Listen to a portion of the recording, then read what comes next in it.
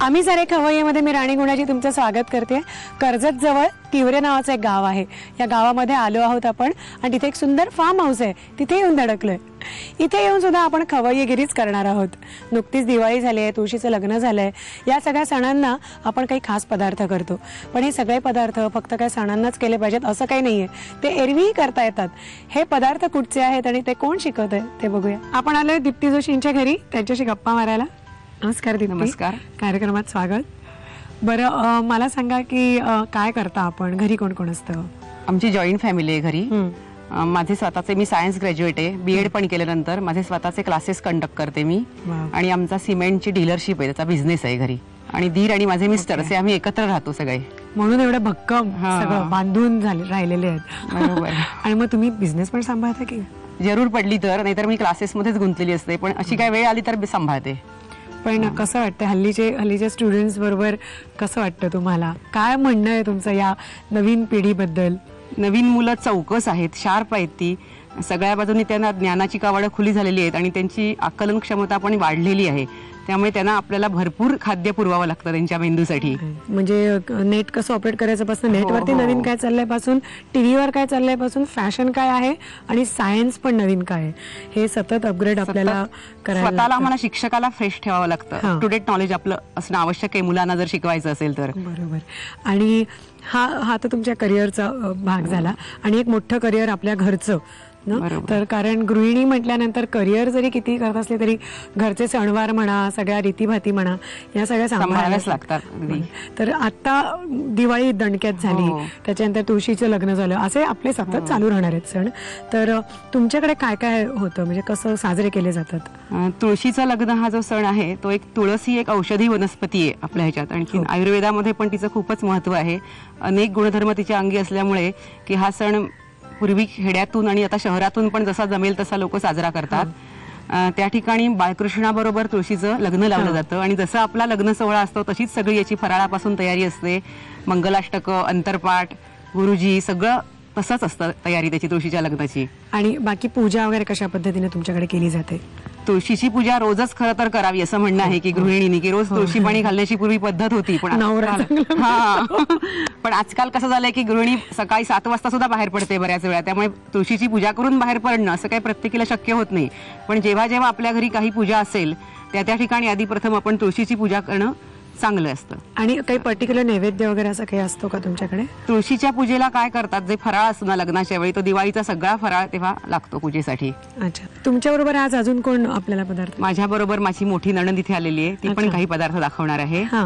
एकादशी पासून पौर्णिमेपर्यंत आता हा तुळशीचं लग्न आणि आवळी भोजन या 5 दिवसात जो तो आपल्या सोयीने करतो। तर आवळी भोजन ही संकल्पना अशी आहे की आवळा हा जो आहे पदार्थ, त्याला सुद्धा अनेक औषधी गुणधर्म आहेत। व्हिटॅमिन सी ने तो त्याच्यामध्ये भरपूर प्रमाणात असतं व्हिटॅमिन सी, अँटीऑक्सिडंट आहे बेसिकली, आपल्याला आवश्यक असतं। आणि तुळशी पूजेसाठी सुद्धा तुळशी विवाहाच्या वेळी आवळा, चिंच हे दोन्ही पदार्थ लागतात गोष्टी या, आणि त्याच्याशिवाय ते आधी खरं म्हणजे खात नाहीत, की तुळशीचं लग्न झाल्यानंतरच हे खायला सुरुवात करायचे। आता पूर्वीसारखं राहिलं नाही की आवळे बाजारात आले की आपल्याला टेम्पटेशन होतं आणि आपण लगेच आवळे आणून सुरुवात करतो। अजिबात शिस्त पाळत नाही, मोठ्यांचं ऐकत नाही। पण खरी प्रथा अशी आहे की तुळशी विवाह झाल्यानंतरच आवळा खायला सुरुवात करायची। आवळी या झाडाचं वैशिष्ट्य एक तर ते औषधी गुणधर्म आहेच, आणखीन आवळीच्या मुळाशी विष्णूचं स्थान असल्यामुळे आवळीची पूजा ही एक प्रकारे विष्णूची पूजा आहे। म्हणजे पूर्वीच्या काळी सुद्धा निसर्गाला केवढं महत्व दिलं होतं बघा। नाही प्रश्न, मला असं वाटतं की फक्त तेच आपण फॉलो केलं ना तरी आपण सगळेजण सुदृढ आणि निरोगी असे बनू, कारण आयुर्वेदामध्ये जे आखून दिलेल्या आहेत गोष्टी त्या खरंच त्याच्या मागे खूप मोठं सायन्स आहे। तर आपण सायन्स टीचर करणं, सायन्स शिकणारच आहोत, पण आजचं आपलं हे जे सायन्स आहे ते आहे खवय्येगिरीचं। तर त्यातला पहिला पदार्थ कुठचा? पहिला पदार्थ आहे त्यातला खापरपोळ्या। खापरपोळ्या हा आपला अगदीच ऑथेंटिक पदार्थ आहे, आपला जुना पदार्थ आहे, हल्ली केला जात नाही जास्ती, पण म्हणूनच आता आम्ही तुम्हाला नीट तो शिकवतोय आणि तो तुम्ही शिकायचा आहे। तर कृती तर आपण बघूच डिटेलमध्ये, पण साहित्य सांगा, तुम्ही लिहून घ्या। खापरपोळ्यांसाठी साहित्य आहे तांदूळाचं पीठ, ओलं खोबरं, साखर, लोणी, मीठ आणि बेकिंग सोडा। साहित्य झालं बघून, सगळं चकचकीत पांढरं शुभ्र साहित्य आहे, आणि आता हे मिक्सिंग आहे सगळं एक मिक्स करायचं। ठीक, प्रमाण आहे का असं काही पर्टिक्युलर? प्रमाण असं याचं, तांदूळाचं पीठ 1 वाटी, ओलं खोबरं अर्धी वाटी, आणि साखर आणि मीठ आपल्या चवीनुसार घालायचंय आणि त्याच्यात मोहन म्हणजे खुसखुशीत होण्यासाठी पदार्थ लोण्याचा वापर करायचा आहे आणि थोडासा हलका म्हणजे जाळी पडण्यासाठी सोड्याचा वापर, थोडासा बेकिंग सोडा. सोडा वापरताना अगदी जपून वापरायचा. पण बेसिकली तांदूळाची पिठी आणि खोबरं ह्याचं प्रमाण असं 1 वाटी तांदूळाचं पीठ असेल तर अर्धी वाटी खोबरं. जर आवडत असेल तर वाढवलं म्हणून काही फरक पडत नाही. पण मग तुटत वगैरे नाही ना? नाही तुटत तेवढं. खोबरं जास्त घालत आहे पण शक्यतोवर मग ते अर्धी वाटी म्हणजे प्रमाणात घेतलं की होतात आपल्या व्यवस्थित.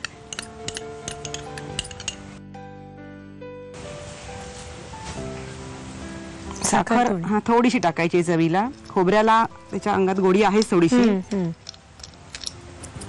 आवडत नसेल नाही टाकली साखर तरी चालते. अच्छा. लोण्याने छान लोणी म्हणजे मोहन म्हणून हो पण कार्य करतं लोणी. सॉफ्ट होईल ना लोण्याने, असं लुसलुशीत होते. साखर मीठ त्या म्हणाले तसं थोडंसं घ्यायचं.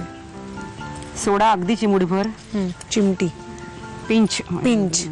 ऍक्च्युली सोड्याचं माप हेच आहे. कधीही सोडा वापरताना ते चिमटी मधनच घेऊन वापरायचा, नाहीतर पूर्ण फसफसून पदार्थाची चव पण ते सोड्याची टेस्ट येतात नाही पदार्थाला. पदार्थाची ओरिजिनल टेस्ट लागली पाहिजे. बरोबर. पाणी घालायचं याच्यात आता. हे साधारणपणे उत्ताप्याचं जसं आपलं पीठ असतं ना जाडसर, तितपत त्याची कन्सिस्टन्सी असली पाहिजे म्हणजे ते पसरायला सोपं जातं. खरंच मला झी टीव्ही मराठीचे आभार मानायचे आहेत की हे सगळे आपले पारंपरिक पदार्थ त्या निमित्तानं आम्हा सगळ्यांनाच म्हणजे तुम्हालाही काही नवीन पदार्थ मिळतात. बघतो ना आम्ही कार्यक्रम तुमचा. त्यामुळे प्रत्येकालाच शिकायला मिळतात. जसे नवीन पिढीचे काही नवीन पदार्थ तसेच आपल्या जुन्या पिढीचे जे पारंपरिक पदार्थ आहेत ते सगळे लक्षात राहिलेच पाहिजेत, झालेच पाहिजेत, होय की नाही? हा पदार्थ कोकणातला आहे. तुम्ही म्हणालात त्याला कारण बेसिक तेच आहे. तुम्ही म्हणालात तसं की तांदूळ आणि खोबरं. ठीक आहे. पीठ 3 तास भिजवून ठेवायला लागेल. हे साधारणतः 3 तास तुम्ही म्हणालात भिजावं लागतं. तर ठीक आहे, हे भिजवून ठेवूया आणि आता ह्याच्या पुढे ते डायरेक्ट तव्यावरच घालायचं ना? अजून काही मिक्सिंग नाही, अजून काही नाही. ठीक आहे. मग ते आता तव्यावर घालून त्याची खापरपोळी करायची तयारी.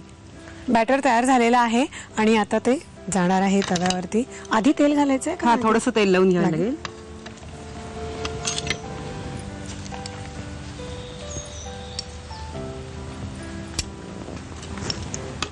याने पसरूया आपण तेल ना.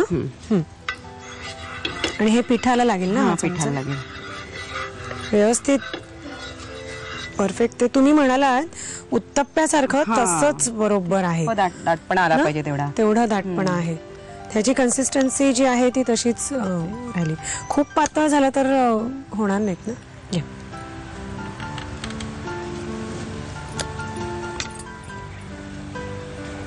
आणि खूप पसरायचं नाही, थोडंसं जाडसर ठेवलं तरी चालतं. पण मग ते ओके इतपत जाड चालेल जाड असलं तरी. मग ते तसं काही तुटण्याचं वगैरे भीती नाही येत, तेवढी भीती तुटण्याची. आता याच्यावर आपण झाकण ठेवून देऊ. परत वरनं तेल नाही ना घालणार का? नको. नाही ना. आपल्याकडे एरवी पण खरं तर ना जेव्हा असं काही रश्श्याच्या भाज्या केल्या जातात तेव्हा पण हे खापरपोळी केली तर मस्त लागते ना त्याच्याबरोबर. वांगी बटाटा रस्सा मध्ये आमरसा बरोबर सुद्धा ही खापरपोळी सुंदर लागते. क्लास. नाही, नक्की हरकत नाही करायला. आता खरं तर आमरस आपल्याला एरवी सुद्धा कॅन मध्ये मिळतो. तर आज तुम्ही खापरपोळी शिकलात की टीनचा आमरस आणून का होईना करून बघा लगेच.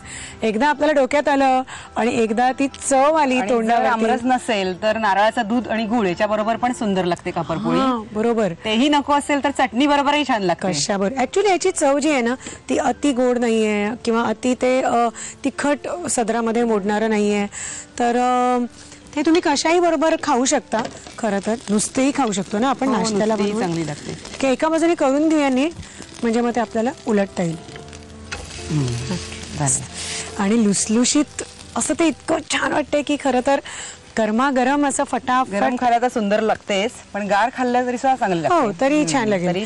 पण नाश्त्यासाठी सुद्धा अत्यंत उत्तम पर्याय आहे की तुम्ही जस्ट सकाळी आपण पहिला चहा करतो ना तेव्हा ते भिजवून ठेवायचं आणि साधारणतः 10-11 वाजता तरी चालतं. तेव्हा आपण ते करायला घेतलं तरी चालेल. तर सोपं आहे, काही जास्ती जिन्नस आपण घेतले नव्हते त्याला. अगदी सोपं आहे, घरगुती आहे, पचायला हलकं आहे. सगळ्यात महत्त्वाचं पचायला हलकं आहे. तर ह्याचं साहित्य आणि कृती लिहून घ्या. खापरपोळ्या बनवण्यासाठी लागणारं साहित्य: तांदळाचं पीठ, ओलं खोबरं, साखर, लोणी, मीठ आणि बेकिंग सोडा. कृती: प्रथम एका बाउलमध्ये 1 वाटी तांदळाचं पीठ घेऊन त्यामध्ये अर्धी वाटी ओलं खोबरं, साखर, लोणी, मीठ, चिमूटभर सोडा आणि पाणी घालून घट्टसर बॅटर तयार करून 3 तास भिजवून ठेवावं. फ्राय पॅन वर तेल गरम करून त्यावर तयार बॅटर पसरून घ्यावं. दोन्ही बाजूनी खरपूस भाजून खापरपोळ्या सर्व्ह कराव्यात.